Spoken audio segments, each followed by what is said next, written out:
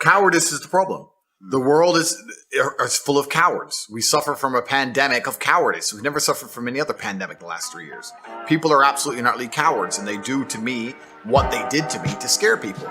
If you tell the average person you're going to lose contact with basically everyone you can speak to, you're not going to have a voice anymore, you're not going to have a bank account, you're not going to be able to make money online, you're not going to be able to move anywhere, you're not going to be able to transact, we're going to wreck you head to toe, the average person can't deal with that, right? On top of the fact that the average person is employed, and they're scared of losing their job, scared of their employer.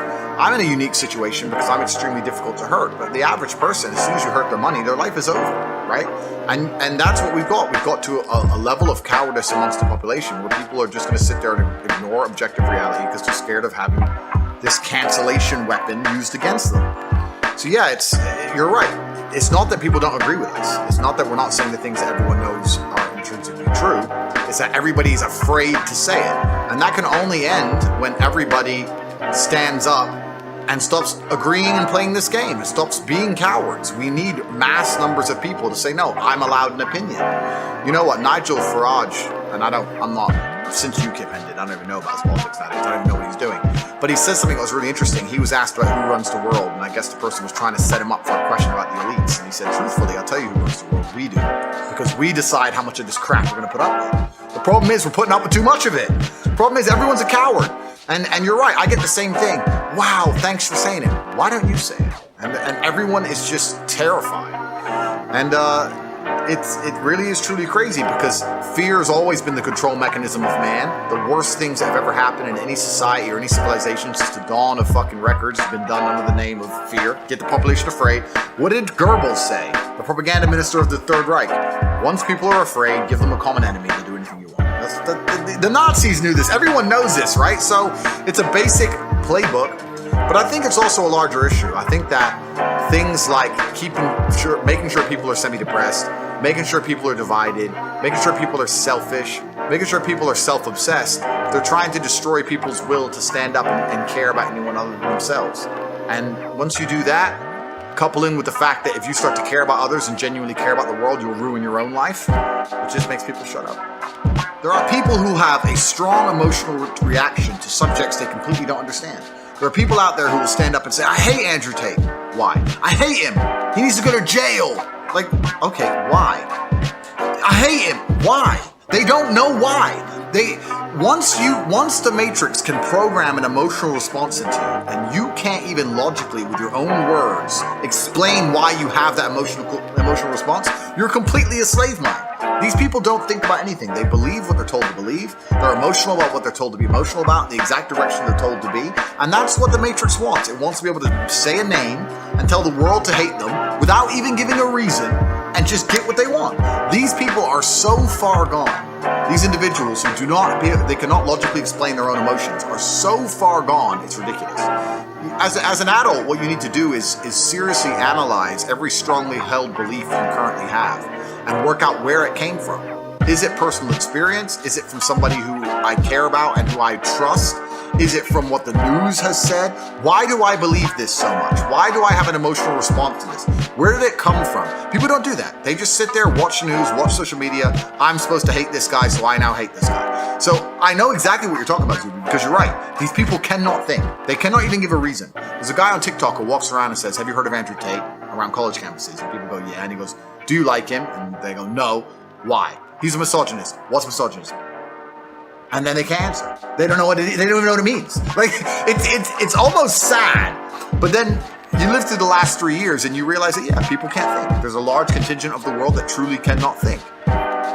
What I will genuinely state this as a fact. I will state this as a fact, even though I don't know it's a fact. But I would love for someone to do this study. Go out there in the world and ask 100 people if you like Andrew Tate or not. And the ones who say yes and the ones who say no, do an IQ test. And I guarantee you, the biggest idiots out there. When I see people who dislike me and I see them trying to explain why, it doesn't even make sense. It doesn't even make sense. It's English, but it doesn't make logical sense. And yeah, they'll come at me with the garbage about being a misogynist, etc. Not very often do people argue my points, because arguing my points is absolute destruction because they know they're wrong. So what they try and do is discredit my character. They say he's a bad person, he's a misogynist, he's done this, he's done that, he's evil. But what does he say that you disagree? What does he say that's wrong? oh, but he's a bad person. They can't argue against my points. And the only reason they try and say I'm a bad person is because they're weaponizing virtue to try and find a way to attack me. They can't attack me logically because they know I'm right. They can't attack my successes as a man or as a person. They can't say I'm not successful. They can't find anything bad to say about me besides bald, which they probably come at you with. But they say, where's your hair? It's like, okay, cool. I shaved it off. Which is ridiculous in and of itself. But then they say, okay, well then he's a bad person. And the thing about it is, once they understand that the only way they can attack you is by saying you're a bad person, it doesn't matter once that you prove them wrong. They're not interested in the truth. They're not interested in truth. You can sit and say, here's proof he's not a misogynist. Here's proof he's no criminal record, never done anything wrong. Here's proof he's a nice person. Here's proof he gives to charity. Here's the orphanage he built. Here's the dogs he rescued. Here's the millions he's given away. Here. They don't want to see it. They're just blind to it. They're like, no, I ignore my own eyes. That can't possibly be true because the media told me this guy must be bad. And they're slave-minded. And what's actually scary is that these people genuinely believe that they're the good people of Earth. And it's always completely the opposite. Those who can be programmed by the media machine and the matrix to just be slave-minded and not think for themselves are the exact ones who always commit the most atrocities. These are always the people who end up doing the most heinous shit. And when you ask them why, they're like, oh, well, at the time, I just put on the gas chamber, newspaper told me to, oops. That's who these people are. So whenever I see a slave-minded person, it's not just a matter of going, oh, well, you're a dummy. I look at them with genuine disdain. I look at you and think you're actually a bad person. You're genuinely evil. You cannot think for yourself. I don't even see you as a person I ever want to get to know or I'd love to deprogram you, but it's impossible. These people are genuinely the worst people on the planet. And it's kind of convenient that all the people who dislike me are the worst people on the planet. So it's fine. I don't have to talk to them anyway. But if you read any history book, read any of it, all the most heinous shit committed by humanity were people who just couldn't think for them fucking selves. These slave-minded individuals are they're literally barely sentient individuals. If I was the kind of person, if I was walking around with a mask on and screaming at my fellow man in supermarkets, and I've now realized that I was wrong because COVID is still here, and I'm not wearing a mask anymore, neither is anyone else, I would feel deep shame. I would be apologetic. I would literally be saying to the world, I can't believe they fooled me like that. I don't know who you were, who I was yelling at in the supermarket. You were smarter than me. I made a mistake. I'm sorry. They fooled me. They tricked me.